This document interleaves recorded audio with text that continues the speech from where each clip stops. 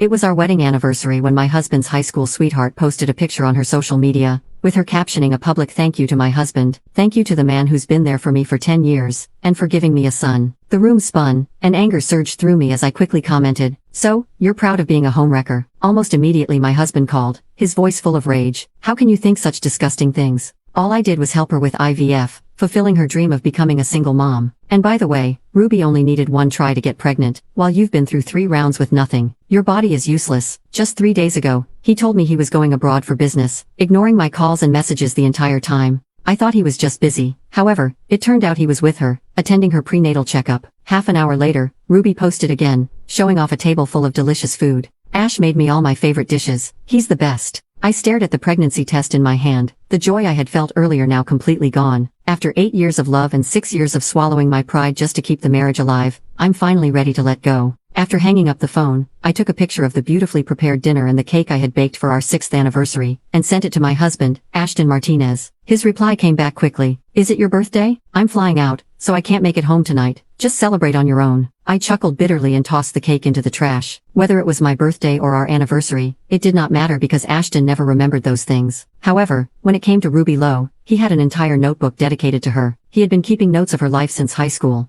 I glanced at the pregnancy test results on the table and quietly put them away. I had planned to surprise Ashton with them over dinner tonight, but now, it seemed pointless. We had been married for 6 years without any kids. I had gone through 3 rounds of IVF, each one more painful than the last, and they all failed. I had almost given up hope this time when, to my shock, I found out I was pregnant. Yet before I could even be happy about it, I saw Ruby's post on social media. For all I knew, she might have done her IVF on the same day, using my husband's sperm, and here I was, the fool, kept in the dark, oblivious to everything. I pulled the food toward me, even though I had no appetite. For the sake of the baby, I forced myself to take a few bites. However, the moment the smell of the meaty steak hit me, I doubled over, violently nauseous. The retching would not stop, and with each heave, the pain in my lower abdomen grew sharper. Suddenly, I felt a warm, wet sensation between my legs. Glancing down, I saw small spots of blood seeping through my pants. Panic gripped me. Could that be a sign of a miscarriage? No matter how disappointed I was in Ashton, the baby was something I had fought so hard for.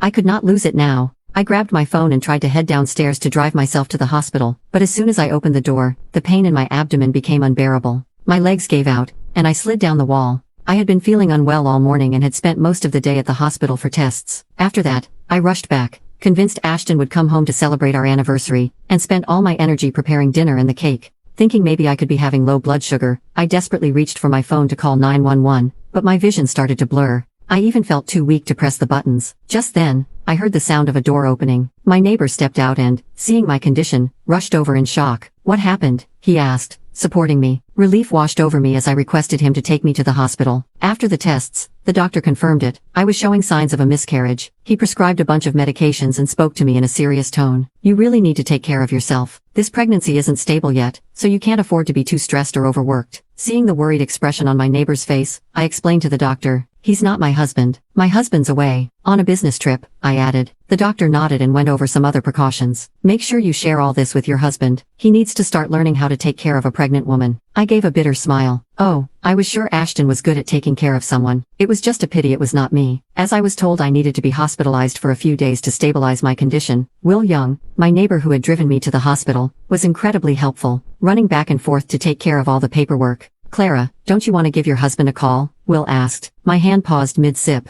"There's no need. I'm planning to file for divorce." Will let out a surprised, "Oh," his expression momentarily awkward. Feeling bad for bringing it up, I said, "Sorry, I shouldn't have brought that up with you." Will simply gave me a bright, reassuring smile and waved it off. "Don't worry about it." His reaction made me think about Ashton. It had been a long time since Ashton treated me kindly. Whenever we talked, he either seemed impatient or gave me an irritated glare. It felt like every time I tried to say anything, he acted like I was a bother, questioning or doubting him. Just then, the buzz of my phone pulled me from my thoughts. It was a message from Ashton, and he had sent a photo of an ugly scarf. "I got you a birthday present. Are you happy now?" When I noticed the brand logo on it, I immediately checked Ruby's social media. Sure enough, I found her latest post flaunting a brand new Hermes bag. The post read, "I'm feeling sick from the pregnancy, but there's nothing a new bag can't cure. Thanks for the gift, Ash, I sneered. The scarf was just one of those cheap accessories that came with a luxury bag. It was probably too ugly for Ruby to keep, so Ashton re-gifted it to me like it was something special. I typed back, I don't need it. You can give it to Ruby so she can clean her bag with it. That response set Ashton off immediately, and my phone rang with his incoming call. Can you stop being so petty and jealous? Ruby and I are soulmates, not whatever trashy relationship you've convinced yourself of, he snapped. If I really had something going on with Ruby, do you think you'd be the one married to me, enjoying the good life? Enjoying the good life? Those words made me feel lightheaded.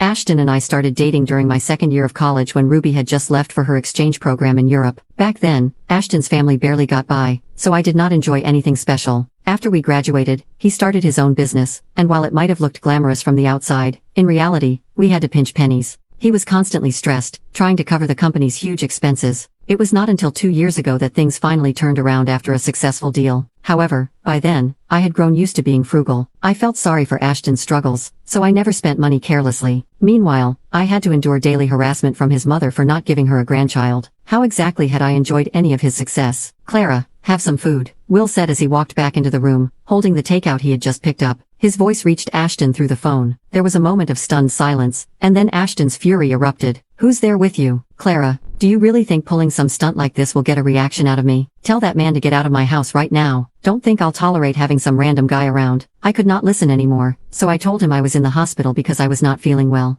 There was a brief pause, which was followed by Ashton laughing bitterly. I see what's going on. You're so childish. Ruby gets pregnant, so now you're faking a stomachache to get my attention, huh? Let me guess. You're going to tell me you're pregnant too? What a joke. I've never seen anything more pathetic or disgusting. I gripped my phone tightly, repeating to myself not to get angry over and over again. More importantly, I could not afford to get upset because my baby could not handle the stress right now. Ashton, I'm not trying to force you to come back. I hope you and Ruby are having a great time. I have people looking after me here, and honestly, things are going just fine without you. It's actually a lot easier. It was the first time I hung up on Ashton before he could finish. Almost immediately, a flurry of angry messages came flooding in. Predictably, it was all about how unreasonable I was, and making him upset for no reason. He warned me not to regret it, and not to come running back to him crying and begging for forgiveness. I simply tossed my phone aside, picked up my food, and ate it. 2 days later, the doctor told me everything had stabilized, and I was cleared to leave the hospital. Will came to pick me up. I told him it was too much trouble, and that I could just call a cab, but he just laughed and said it was no big deal. It was what neighbors were for. His kindness hit with a pang of sadness. Ashton rarely ever drove me anywhere. However, if Ruby called, no matter how far she was, he would pick her up. You have a car, don't you? Why don't you drive yourself? That was what Ashton had thrown back at me the last time I asked him for a ride. Ruby doesn't have a license, so of course I have to go and pick her up. What if something happens to her while she's taking a cab? Are you going to take responsibility for that? I had just opened the car door to get into the passenger seat when I felt a strong hand yank me back. Startled, I turned to see Ashton standing behind me, his face dark and angry. What are you doing here? I asked, confused.